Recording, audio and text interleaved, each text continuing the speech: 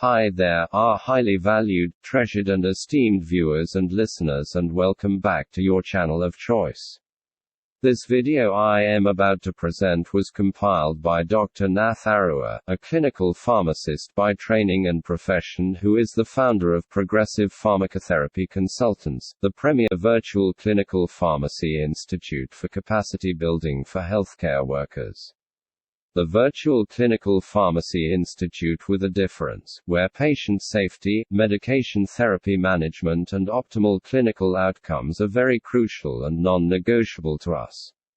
Here we seek to remain your premier source of crucial tips for high-impact pharmacotherapy services. So, on behalf of the Institute, I humbly urge you all to sit back and spare me part of your very precious time to share with you very useful tips which may prove very, very handy in your line of duty. I now welcome you all to part 194 of our Pharmacotherapy MCQ series, which majors in cardiology.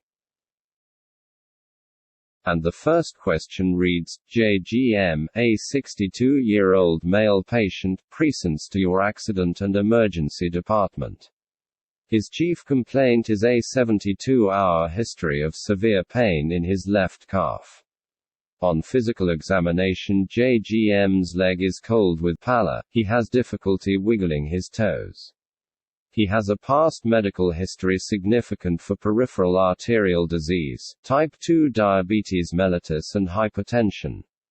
So my question to you is, which of the following would be the most appropriate therapy to acutely initiate in JGM's case as he awaits the vascular surgeon to determine need for urgent revascularization? Would it be A. Argatroban 350 micrograms per kilogram bolus, then a 25 micrograms per kilogram per minute infusion, or B. Unfractionated heparin, UFH 80 units per kilogram bolus, then an 18 units per kilogram per hour infusion, or C. Aspirin 325 mg and clopidogrel 600 mg now, or would it be D. Aspirin 325 mg now? I will give you 10 seconds to choose the correct answer to this question from the listed options.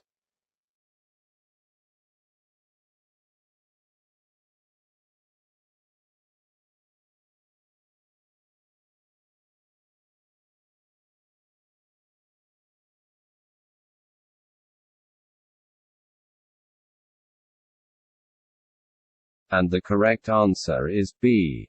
Unfractionated heparin, UFH 80 units per kilogram bolus, then an 18 units per kilogram per hour infusion. Patients with acute limb ischemia, abbreviated as ALI, must be immediately evaluated for salvageability and viability of their limb. The guidelines recommend UFH. This is a Class 1 recommendation for all patients acutely to slow or stop thrombus propagation. That makes answer B correct. In addition, UFH may provide an anti-inflammatory benefit that lessens the ischemia. Oral therapy with antiplatelets is not recommended acutely in ALI. That makes answers D and C incorrect. The patient has no evidence of heparin-induced thrombocytopenia, so a direct thrombin inhibitor such as argatroban would not be indicated. That makes answer A incorrect. Please advance to the next question. And the next question reads, PNU, a 54-year-old male patient, weighing 72 kilograms who had a severe ischemic stroke 7 days ago, presents to your hospital. His pertinent labs include a serum creatinine of 1.1 mg per deciliter, while his CBC is within normal limits. He has no known drug or food allergies. He has been taking no medications before his stroke. So my question to you is, which of the regimens listed below would be the most recommended by EHA/ASA to reduce the risk of another stroke? Would it be A. Aspirin 81 mg orally once daily plus clopidogrel 75 mg orally once daily, or B. Ticagrelor 90 mg orally twice daily, or C. Aspirin 81 mg orally once daily, or would it be D. Clopidogrel 75 mg orally once daily? I will give you 10 seconds to choose the correct answer to this question from the listed options.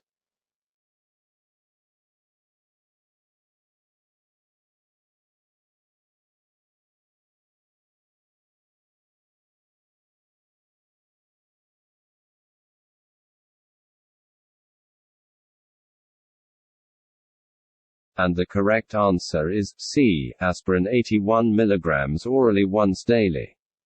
The AHA and ASA guidelines on secondary prevention of stroke recommend monotherapy including aspirin. That makes answer C correct, aspirin plus extended-release dipyridamole, or clopidogrel monotherapy. Dual antiplatelet therapy with aspirin and clopidogrel could be an option if initiated within 24 hours of a minor stroke or transient ischemic attack, abbreviated as TIA, but is not indicated in this patient with both a severe stroke and a stroke that occurred 1 week ago. That makes answer A incorrect. Clopidogrel is an option for stroke prevention but is generally recommended for patients who cannot take aspirin because of allergy. That makes answer D incorrect. Ticagrelor is not indicated according to the guidelines and was not found superior to aspirin in the Socrates trial as secondary prevention post-stroke or TIA. That makes answer B incorrect. Please proceed to the next question. And the next question reads, POC, a 65-year-old male patient undergoes an elective cardiac catheterization to relieve his stable anginal symptoms unrelieved with medical therapy. He has a past medical history significant for a coronary artery bypass 8 years ago, hypertension, and hypolipidemia. Regarding his social history, he quit smoking 8 years ago. And regarding his surgical history, he receives a drug-eluting stent, abbreviated as DES, to his distal right coronary artery. POC has an ejection fraction of 50% according to his last echocardiogram. His current medications include aspirin 81 mg orally once daily, metoprolol 50 mg orally twice daily, isosorbide mononitrate 120 mg orally once daily, and atorvastatin 20 mg at night. So my question to you is, which of the following would be the best antiplatelet regimen to recommend for POC now? Would it be A. Clopidogrel 75 mg orally once daily for 90 days, or B.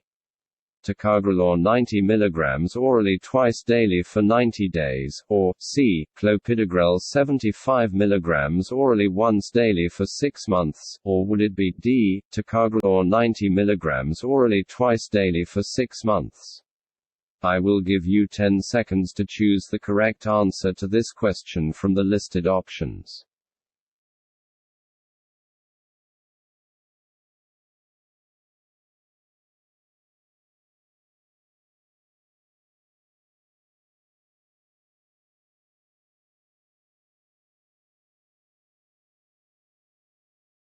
And the correct answer is C. Clopidogrel 75 mg orally once daily for 6 months.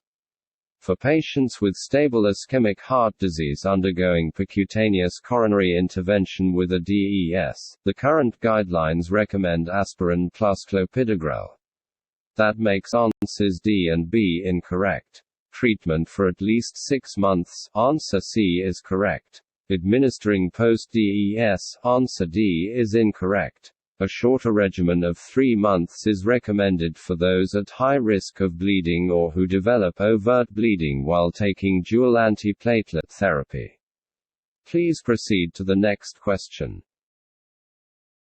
And the next question reads, CHA, a 46-year-old female patient with a height of 66 inches, and a weight of 100 kilograms presents to your accident and emergency department. She has a chief complaint of increasing pain, swelling, and redness in her lower left leg.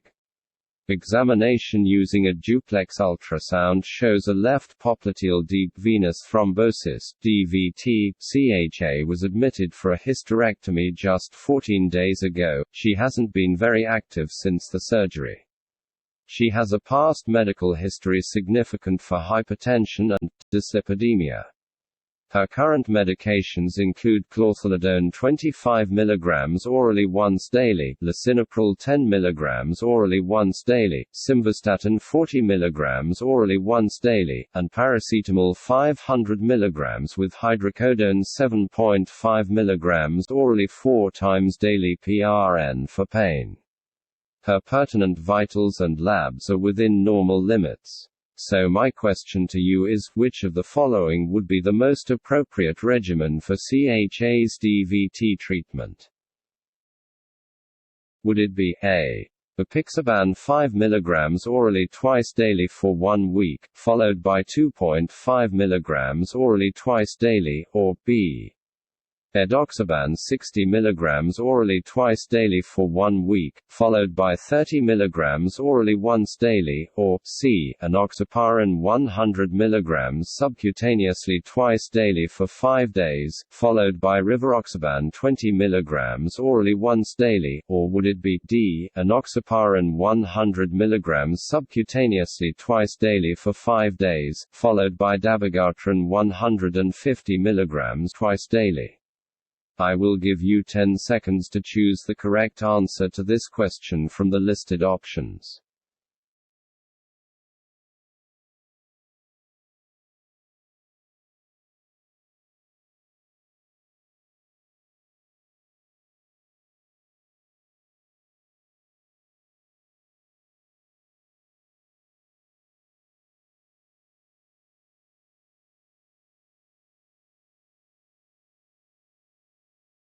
And the next question reads, KLH, is a 64-year-old female patient whose height is 65 inches, and weight is 68 kg.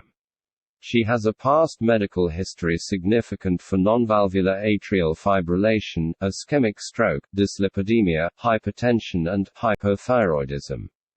Despite KLH taking warfarin for about 12 months, she hasn't had good success in keeping an international normalized ratio, abbreviated as INR, of 2 to 3. Today, KLH's INR is 1.8, and her time in therapeutic range over the past year has been about 50%. Her pertinent vitals today are stable, with a blood pressure of 146 systolic and 92 diastolic and a heart rate of 70 beats per minute. KLH was converted to normal sinus rhythm last month for the second time in 6 months and is in normal sinus rhythm today. Her TSH test and other labs are within normal limits, except for a serum creatinine of 1.4 mg per deciliter. Her current medications include warfarin 5 mg, which she takes on Mondays, Wednesdays, and Fridays. She doses it at 4 mg on all other days. Her other medications include carvedilol 12.5 mg orally twice daily, dronedarone 400 mg orally once daily, atorvastatin 80 mg at night, levothyroxine 50 micrograms in the morning, and lisinopril 10 mg orally once daily. So my question to you is, which of the following values best depicts KLH's CHADS-VASC, and has-bled scores? Is it A. CHADS VASC score of 5 and has-bled score of 3, or B. CHADS VASC score of 3 and has-bled score of 4, or C. CHADS VASC score of 5 and has-bled score of 5, or is it D. CHADS VASC score of 3 and has-bled score of 3? I will give you 10 seconds to choose the correct answer to this question from the listed options.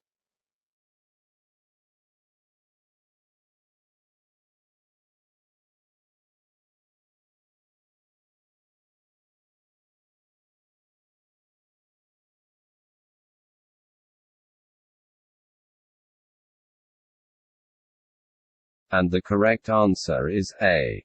Chad's VASC score of 5 and has bled score of 3. This patient's Chad's VASC score is 5. That is 1 point for age 65 to 74. She is 68 years old, 1 point for being female, 1 point for hypertension, and 2 points for a previous ischemic stroke. Although her CHADS score would be 3, given her hypertension and history of stroke, her CHADS VASC score is 5, making answers D and B incorrect. Her has bled score is 3. That is 1 point for age older than 65, labile INRs due to the fact that the time in therapeutic range is less than 60%. Specifically hers is about 50%, and 1 point for her history of stroke. Hypertension is not a point for her has bled score because this requires a systolic blood pressure greater than 160 mm of mercury. Because her has bled score is 3, not 4, answer C is incorrect. Although she does have moderate renal insufficiency, her serum creatinine is not at least 2.26 mg per deciliter to count as a point in the has bled score. Therefore, she does not have 5 points and answer C is incorrect. Answer A CHADS VASC score of 5 and a has bled score of 3, is correct. Please advance to the next question. And the next question reads, KLH's regimen is changed to a direct-acting oral anticoagulant, abbreviated as DOAC, for reducing her risk of stroke from atrial fibrillation. So my question to you is, which of the regimens listed below would be the best for KLH? Would it be A. Edoxaban 60 mg orally once daily, or B. Apixaban 2.5 mg orally twice daily, or C. Rivaroxaban 20 mg orally once daily, or would it be D. Dabigatran 75 mg orally twice daily? I will give you 10 seconds to choose the correct answer to this question from the listed options.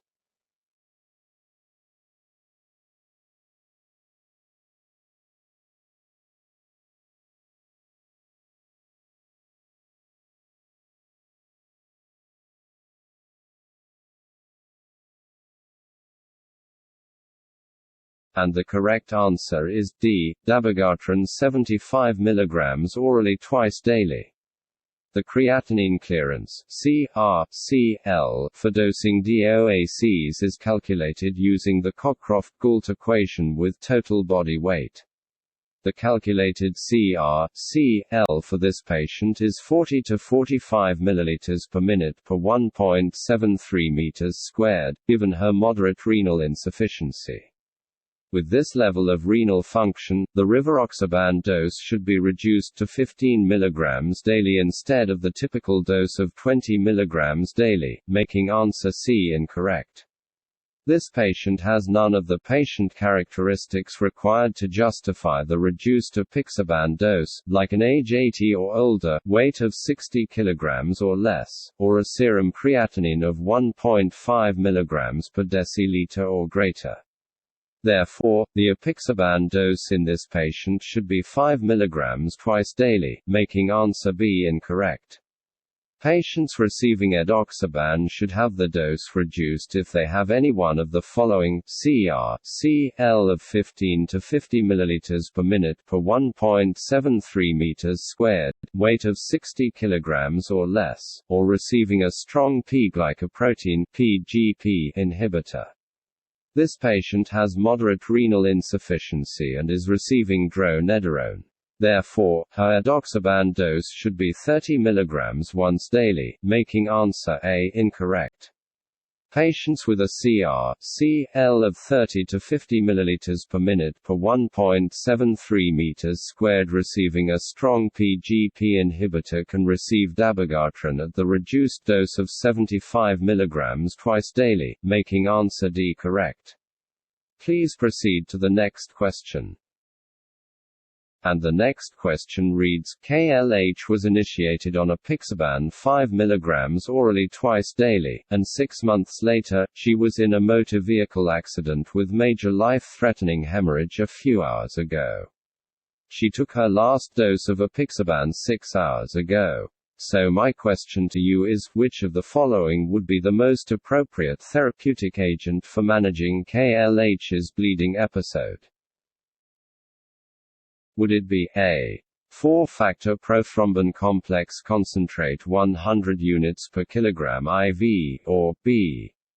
Andexane 400 mg IV bolus followed by 4 mg per minute for 2 hours, or C. 8 units of fresh frozen plasma with vitamin K 10 mg IV, or would it be D. Idarucizumab 5 grams? I will give you 10 seconds to choose the correct answer to this question from the listed options.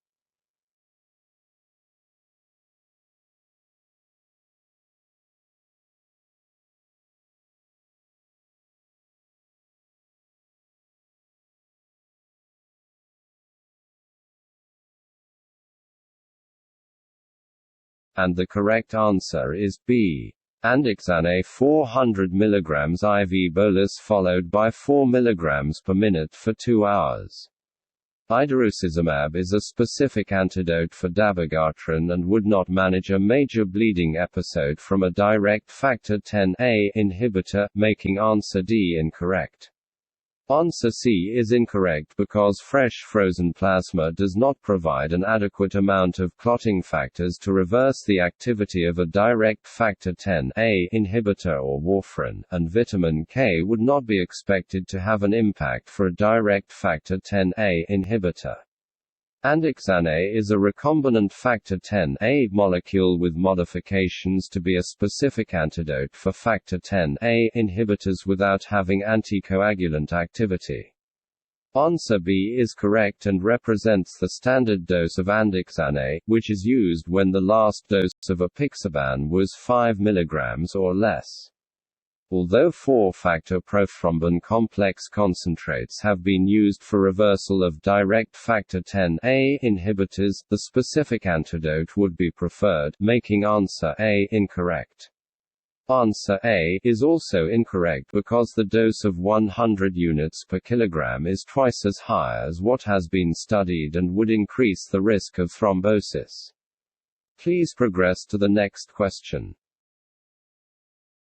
And the next question reads, in a trial of patients with cancer-associated venous thromboembolism (VTE), patients were randomized in a double-blind fashion to 1 year of either drug A or drug B at the end of the trial. The primary endpoint of recurrent VTE and VTE-related death occurred in 9.5% of patients who received drug A, compared with 12.5% of patients who received drug B with a relative risk R 0.76, 95% confidence interval CI 0.59 to 0.90.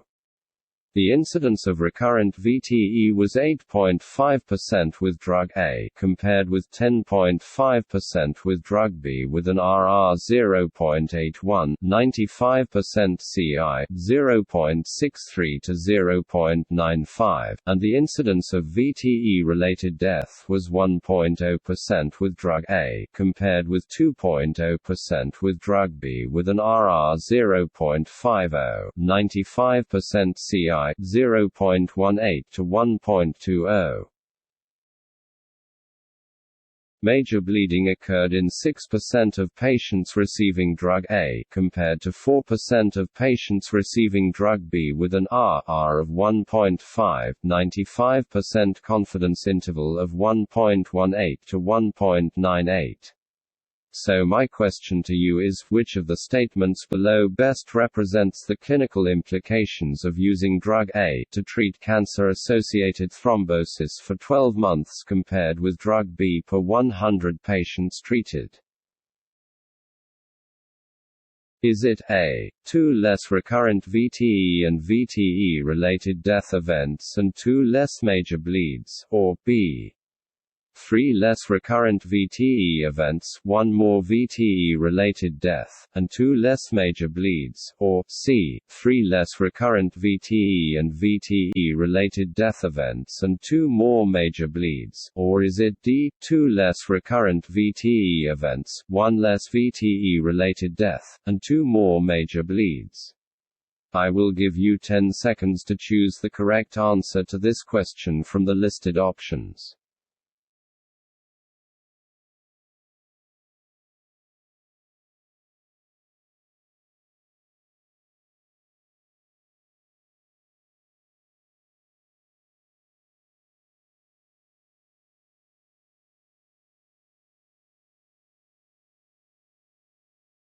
And the correct answer is C, 3 less recurrent VTE and VTE-related death events and 2 more major bleeds.